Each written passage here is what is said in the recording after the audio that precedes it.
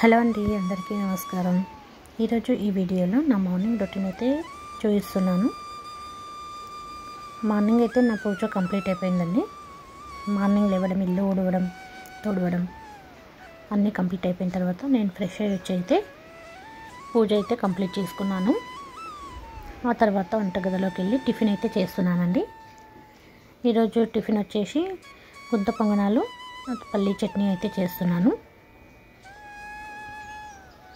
ఇప్పుడు మనం టిఫిన్లో పెట్టుకుంటే మాత్రం చాలా పని అవుతుందండి. ఇడ్లీ కానీ, దోశ, పొంగనాలు ఇవి పెట్టుకున్నామంటే పని చాలా అవుతుంది.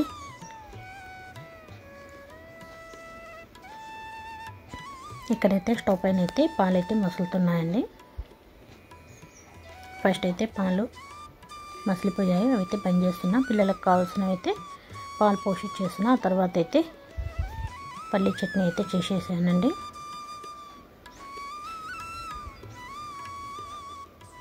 పల్లీ చట్నీలో కొద్దిగా పల్లీలు కొద్దిగా వేంపి పెట్టేసుకుంటాను. తర్వాత పల్లీలు, పుట్నాలు, పచ్చిమిరపకాయలు వేస్తాను. కొద్దిమంది పచ్చిమిరపకాయలు అయితే కాలుస్తాను, నేనైతే కాల్వనండి. అవి దానిలో కూడా వేయించుతారు, నేను వేయించను. పచ్చిమిర్చిని ఇలా చట్నీ మొత్తం రుబ్బేసుకున్న తర్వాత దీనిలో చింతపండు దానిలో వేయకుండా దీనిలో నీళ్ళు అయితే పిండేస్తాను. ఇలా కొద్దిగా మనకు చట్నీ కూడా మరి గట్టిగా కాకుండా ఇలా ఉంటుంది. ఇలా మనకు కావాల్సినంత ఉప్పు సరి చూసుకోవచ్చు, పులుపు ఉప్పు అనేది. ఇప్పుడు నేను పులుపు అయితే ఇప్పుడే పిండేస్తానండి.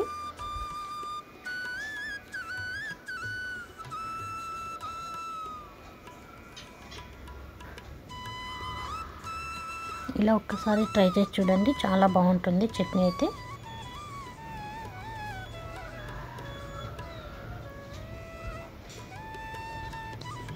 ఆ తర్వాత పోపు పెట్టేసుకున్నాను. ఈ పోపులో కొద్దిగా నేను పసుపు వేసుకుంటానండి. చట్నీ అయితే కలర్ఫుల్గా చాలా బాగుంటుంది. అంటే ఆవుల జీలకర్ర, పసుపు, కొద్దిగా కరివేపాకు కూడా వేసేసుకుంటాను. కరివేపాకు లేదు కాబట్టి వేయలేదు. ఆ తర్వాత గుంత పొంగనాల కోసం అయితే పచ్చిమిర్చి, ఉల్లిగడ్డ అయితే కట్ చేసి పెట్టి వేసుకున్నాను. ఆ తర్వాత స్టవ్ పైన ఒక బాండీ పెట్టేసుకొని దానిలో కొద్దిగా ఆయిల్ వేసుకొని, ఆయిల్ వేడెక్కిన తర్వాత ఆవుల జీలకర్ర వేసుకోవాలి. ఆ తర్వాత ఉల్లిగడ్డ, పచ్చిమిర్చి వేసి కొద్దిసేపు అయితే మగ్గనిస్తాను. కొద్దిగా అలా కూడా చేసుకోవచ్చు, మనము ఇవన్నీ వేయకుండా కూడా గుంత పొంగనాలు చేసుకోవచ్చు. లేదు అంటే ఇలా మనం పచ్చిమిర్చి వేసి కూడా గుంత పొంగనాల్లో వేసుకోవచ్చు. దీంట్లో శనగపప్పు కూడా వేస్తారు కానీ నేనైతే వేయను. ఓన్లీ పచ్చిమిర్చి, ఉల్లిగడ్డ అనేది కొద్దిగా ఫ్రై చేసేసి వేసేసుకుంటాను పిండిలో. ఆ తర్వాత గుంత పొంగనాలు వేస్తాను. దీంట్లో కొద్దిగా అల్లం వెల్లిపాయ పేస్టు, ఉప్పు, పసుపు అయితే వేసి కొద్దిసేపు మగ్గనిచ్చాను. కొద్దిసేపు ఇది మెత్తబడిన తర్వాత, మగ్గిన తర్వాత మనం పిండిలో అయితే వేసేయాలి.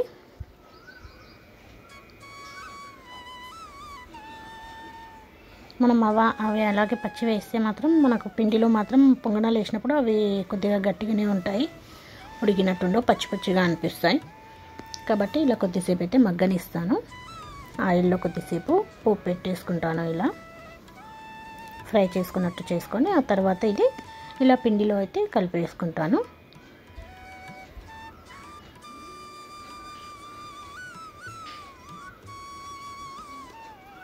పసుపు అయితే వేస్తానండి. పసుపు వేయకుండా కూడా చేస్తారు కానీ నేను మాత్రం కొద్దిగా పసుపు అయితే వేస్తాను. బాగుంటాయి పొంగనాలు ఇలా చేస్తే. దీనిలో మనం సోడా ఇట్లా ఏమి వేయొద్దు, ఓన్లీ ఉప్పు మాత్రమే వేసుకోవాలి. ఇప్పుడు ఈ పిండిలో ఇప్పుడైతే ఉప్పు చూసుకోవాలి, ఎందుకంటే మనం ఉల్లిగడ్డ వేయించుకున్నాం కదండి, దానిలో కూడా కొద్దిగా ఉప్పు వేస్తాను. ఈ పిండిలో కూడా కొద్దిగా ఏమైనా ఉప్పు సరిపోకపోతే ఉప్పు వేసుకోవాలి. ఇంకా పిల్లలు ఉల్లిగడ్డ అవి తినరు అంటే మనం డైరెక్ట్ పిండితో మాత్రం పొంగనాలు వేసుకోవచ్చు. ఇంకా తింటారు పిల్లలు అన్నప్పుడు మనం ఇలా చేసుకోవచ్చు. మా పిల్లలు అయితే తింటారండి కాబట్టి ఇలా పచ్చిమిర్చి, ఉల్లిగడ్డ వేసి పోపు పెట్టేసి పిండిలో వేసేసుకుంటాను. ఆ తర్వాత పొంగనాల కడాయి ఉంటుంది కదండి, అదైతే కొద్దిసేపు వేడి చేసుకోవాలి. దానిలో ఆయిల్ వేసుకోవాలి కొద్దిగా. ఇది నాన్ స్టిక్ది అండి.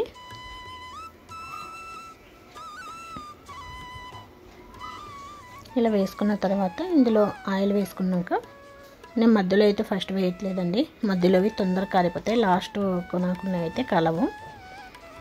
సైడ్స్కి ఉన్నాయి, వాటిని ఫస్ట్ వేసుకొని లాస్ట్లో మధ్యలో అయితే వేసుకుంటాను.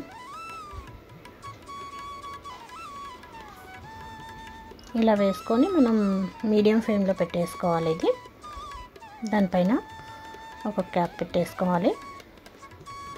పెట్టేసి ఒక 5 మినిట్స్ మీడియం ఫ్లేమ్లో పెట్టేసి మగ్గనివ్వాలి. ఇలా పిండి పిండి లేకుండా మొత్తం పైన ఆవిరి పట్టినట్టు ఉంటుంది కదండి. ఇప్పుడు మనం తిప్పేసుకోవాలి.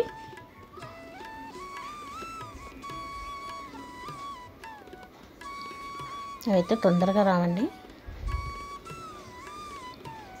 ఇలా మొత్తం తీసేసుకున్న తర్వాత తిప్పి వేసేస్తే మనం యువతలు ఎలా అయితే కాలిందో అవతల కూడా అంత కాలే వరకు మళ్ళీ అయితే కొద్దిసేపు క్యాప్ పెట్టేసేయాలి.